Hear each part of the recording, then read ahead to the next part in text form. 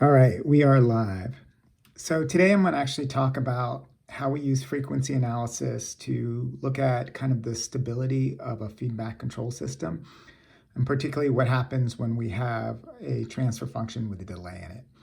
And so I'm going to break this up over a series of lectures, and today I'm just going to kind of give you the concept in a simple example, and hopefully this will go well, and I'll follow up on it with more lectures. So anyway, in the previous lectures, I talked about frequency analysis, where it's kind of like steady state, where if we take a sinusoidal input into a transfer function, so a sine with a frequency omega, it's going to go into the transfer function.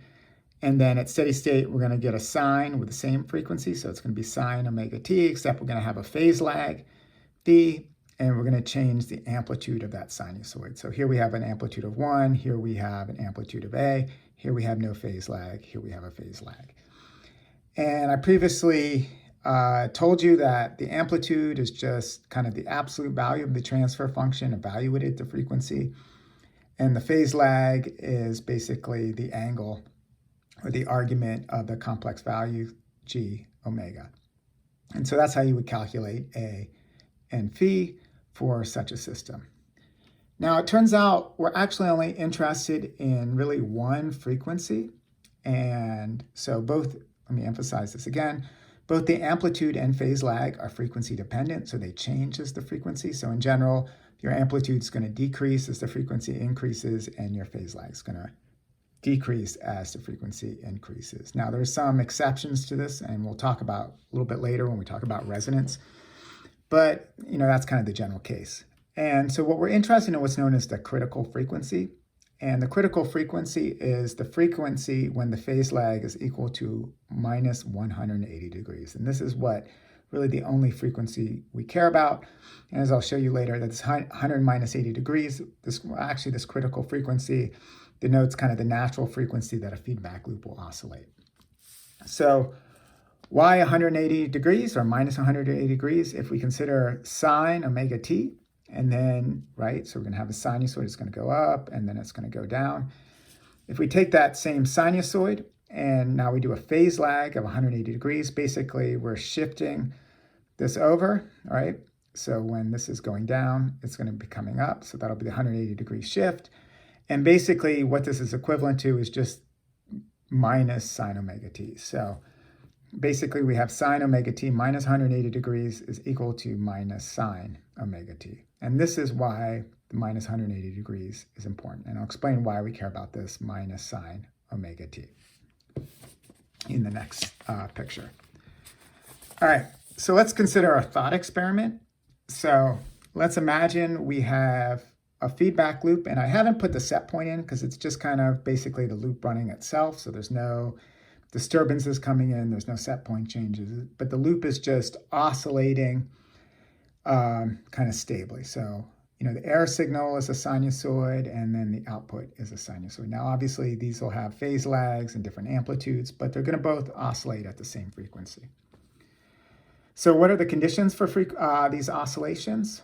Well, if we consider our y, which is over here, and that's just sine omega t, and then what that implies is that our error signal is minus sine omega t, right? Because our error signal is our set point minus our y, and here we're just assuming that our set point is 0, right? So we're not doing any change, so that's our error signal is minus sine omega t.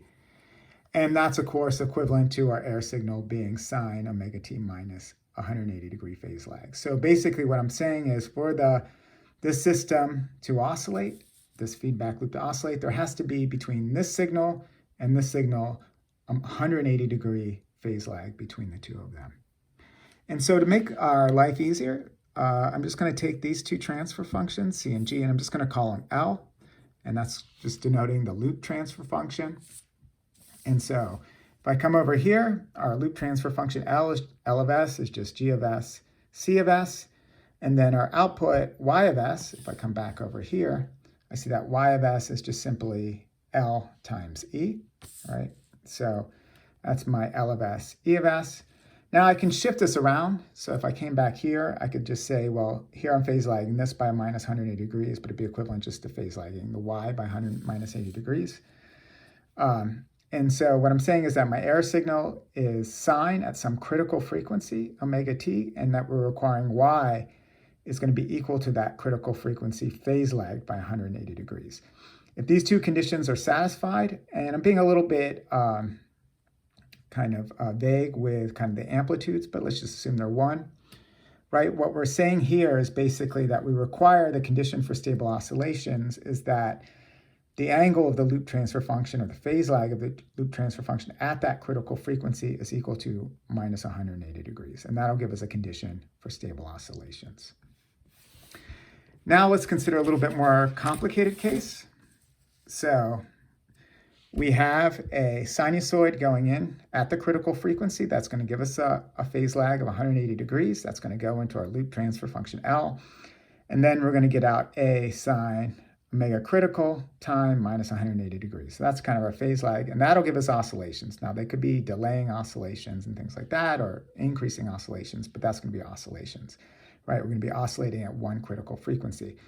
Now, if we think about this feedback loop coming in here, it's come in over here, right? So that's a sine omega critical minus 180 degrees. It's basically the y is being fed back, but that's just equivalent to minus a sine omega t, right? So we're just putting a minus sign.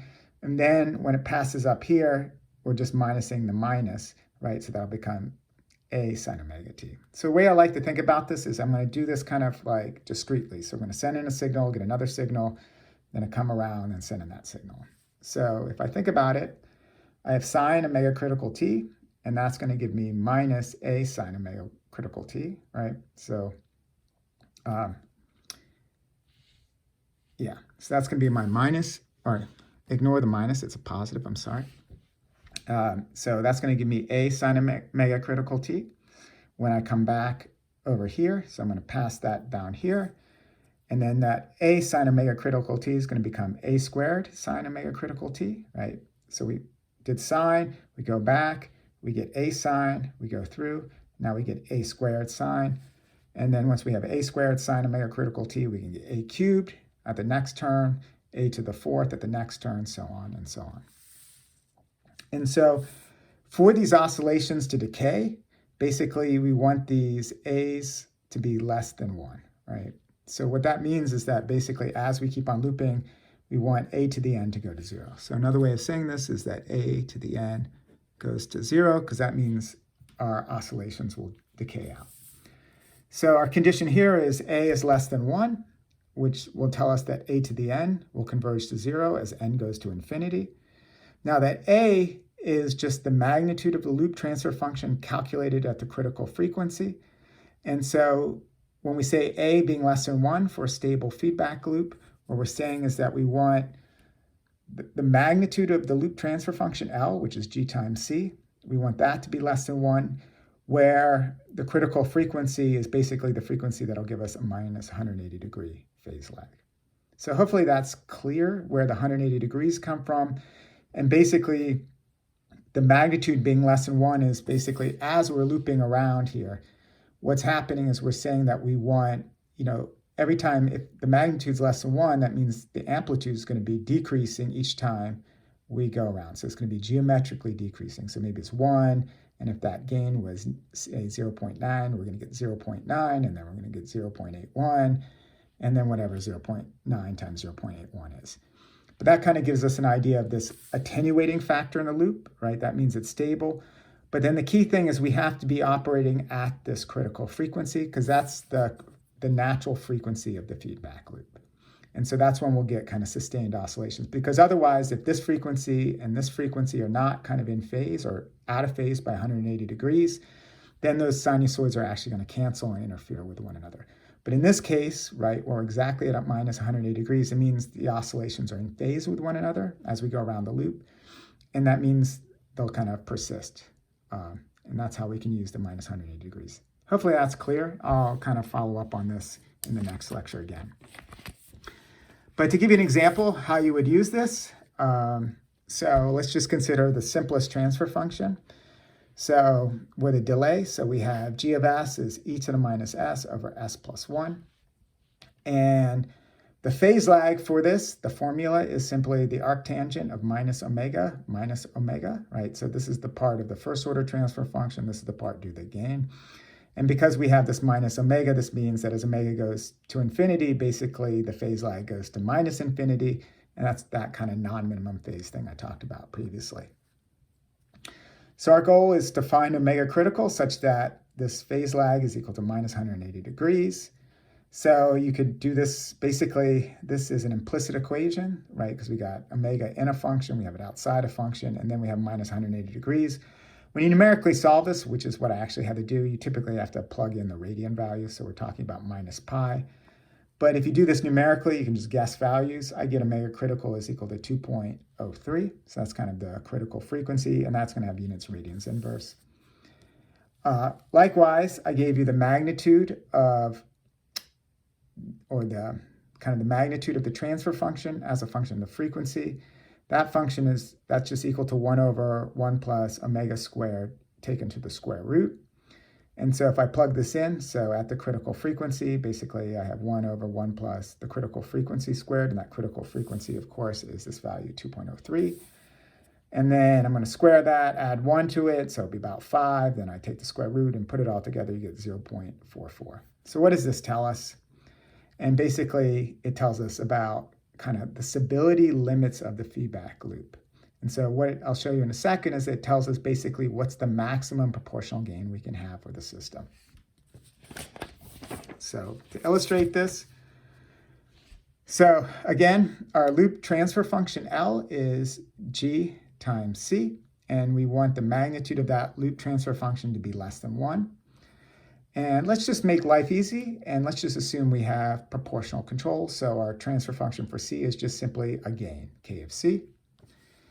Now, the magnitude of just a constant, right? So this might be 5, it might be, minus 3. It's just going to be the absolute value of this. I should emphasize I'm going to assume this is just bigger than 0, because technically it's going to be the absolute value here. Right? Because if this is a negative number, then this will become a positive number. But let's just assume it's positive. And then the phase lag, because we have purely a static element, there's no phase lag. Because if you take, say, the gain is 2, if you take 2 times sine, you're going to get 2 times sine. There's nothing that's shifting the phase lag at all. All you're doing is affecting the magnitude, which is why we show it only in kind of the magnitude of the transfer function. So before, we calculated the magnitude was equal to 0.44. And now for stability of the feedback loop, we want the magnitude of this loop transfer function less than 1.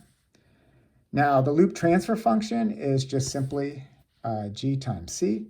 And so the magnitude of this is just the magnitude of this G times the magnitude of the C calculated at the critical frequency.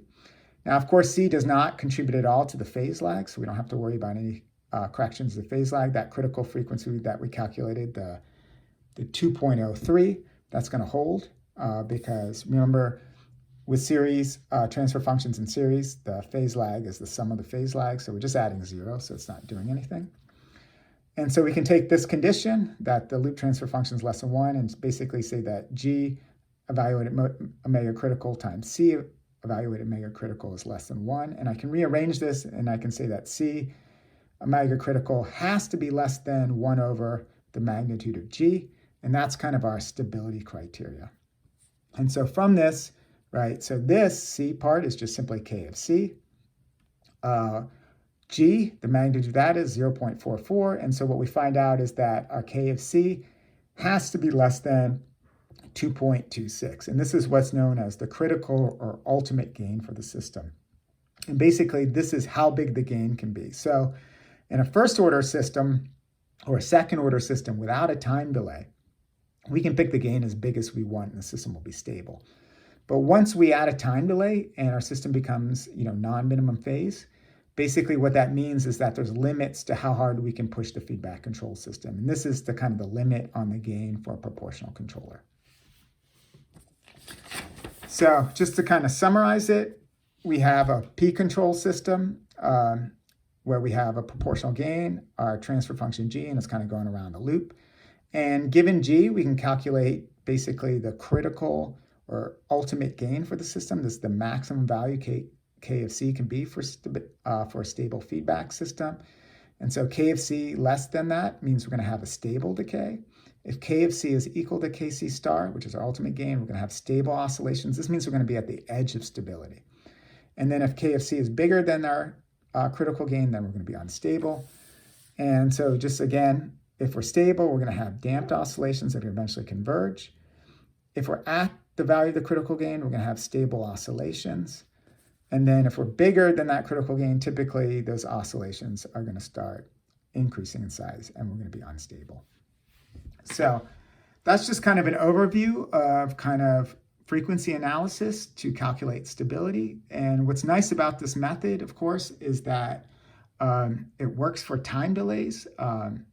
But it's kind of, as I'll show you, it's pretty much limited. It's only really useful for proportional control. Obviously, we can extend it out. But once we start adding integral elements and derivative elements, those will add phase lags of themselves and will make the math a lot easier.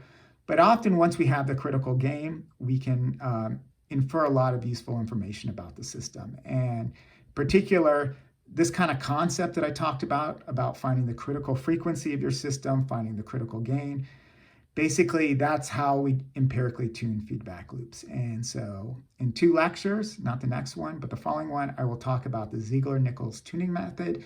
And this is an empirical tuning law kind of based on the theoretical concepts that I discussed in the lecture today. All right, so if you have questions, leave them in the discussion part.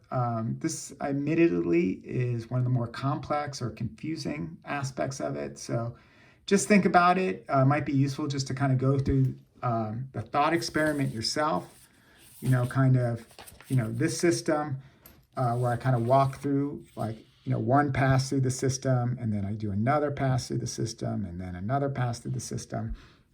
And that might be useful for you. And in particular, understand this minus 180 degrees part, because that's kind of the critical, kind of the key idea I want you to get across in this lecture. All right, stay safe. See you guys.